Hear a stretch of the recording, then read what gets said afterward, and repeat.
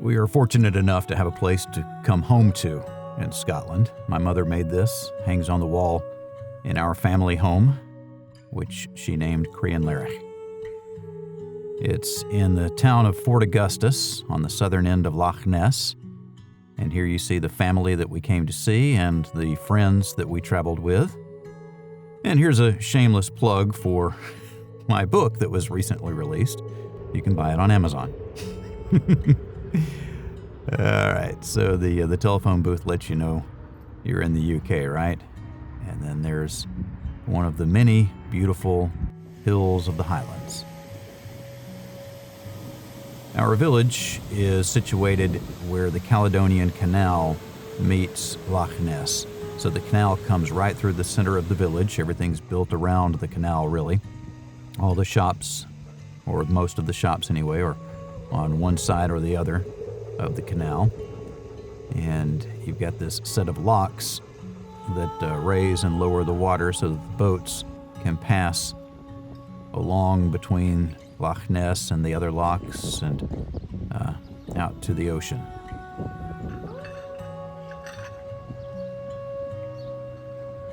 That's Loch Ness in the background.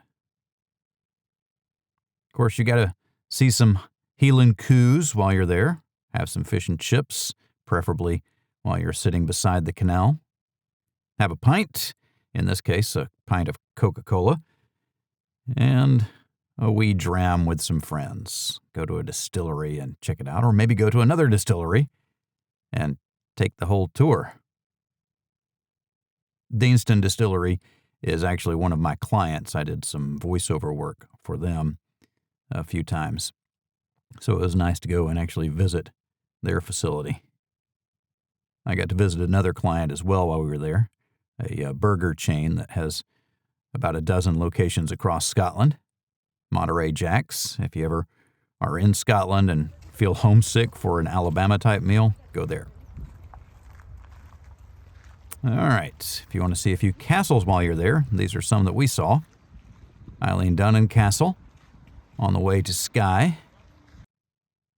The remains of Urquhart Castle overlooking Loch Ness. This is where you're likely to see the monster. Castle Stalker, featured in Monty Python's The Holy Grail, and also in The Holy Grail, Doune Castle, which has also been seen in the show Outlander. And Stirling Castle, which many people will tell you is the finest castle in Scotland. If you only go to visit one, Stirling Castle may be the one you want to see.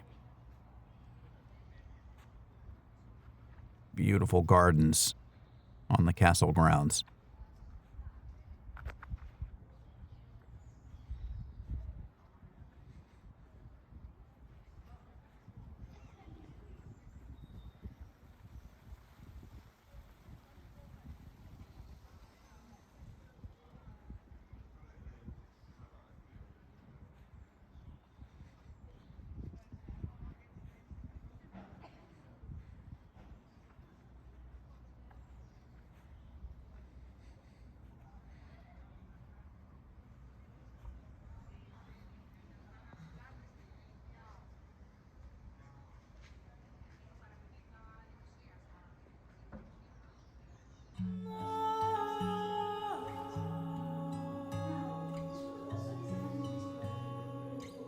This is inside the palace at Stirling Castle.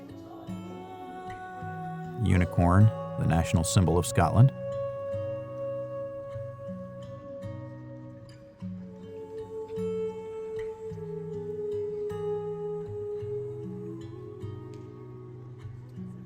There's the exterior of the palace.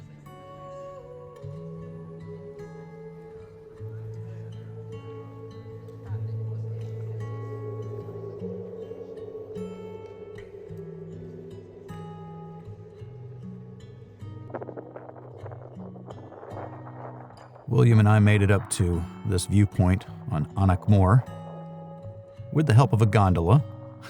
The rest of our crew just took the gondola ride and enjoyed lunch, while William and I climbed out to see the best view possible.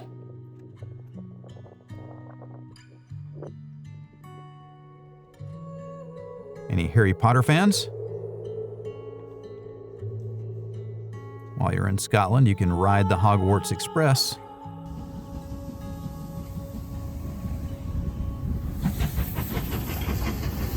Or if you don't want to spend a lot of money and you don't get your reservation in 6 months in advance, then you can just go watch it as it passes by. This is the bridge over the Atlantic. Princess Di used to take William and Harry there to get away from everything. And this is the kind of scenery that they found when they got there.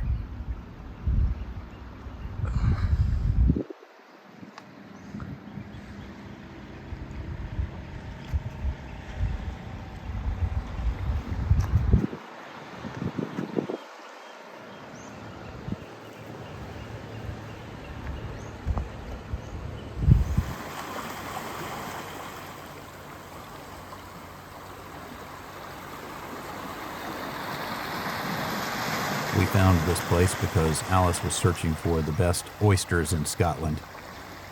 And it took us a while to get out here, but it was worth it, having a meal overlooking all of this.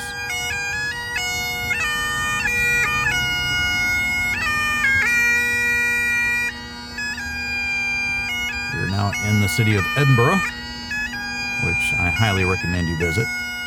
The museums are free, by the way. You can see Da Vinci and other incredible artworks.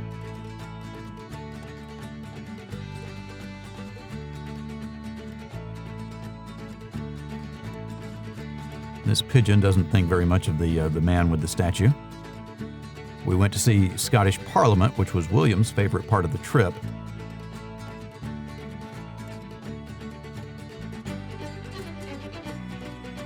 That's where all of our money went to. There's the department store that, thank goodness, was closed, or we would have gone further into debt. That's the official residence of the royal family when they are in Scotland, even though they prefer a different residence.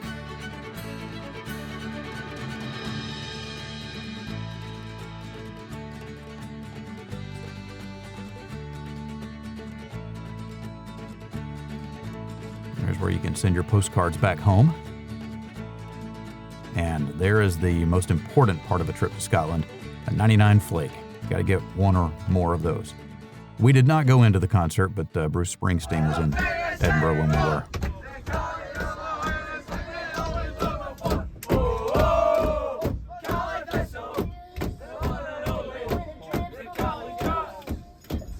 The highlight of the trip for me was going to see our favorite team, Inverness Thistle, playing in the biggest individual match of the year in Scotland, the Scottish Cup final. Going up against Celtic, who have just dominated Scottish football for a long time. Scotch pie being enjoyed by my Aunt Judy.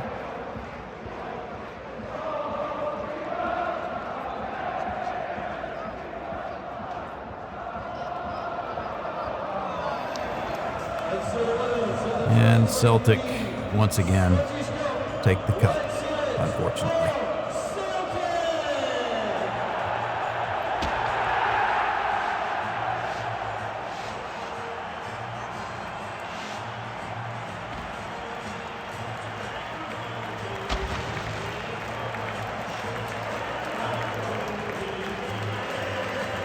But our guys did themselves proud.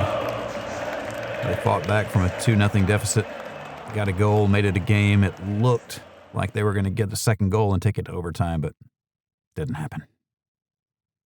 And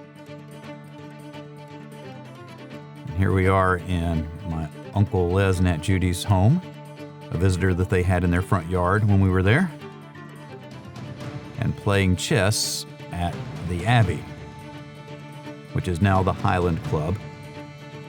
When we lived there, this was run by a bunch of monks, Benedictine monks. They had a boarding school there that kids from all over England and Scotland would come and study. And my mother worked there in the kitchen, washing dishes and feeding the monks.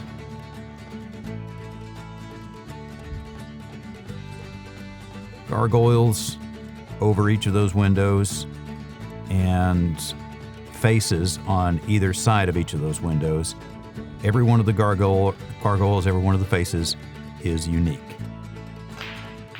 And this is now a place to relax. This is the room where the monks used to have their meals. This is where my mom would serve them their dinner.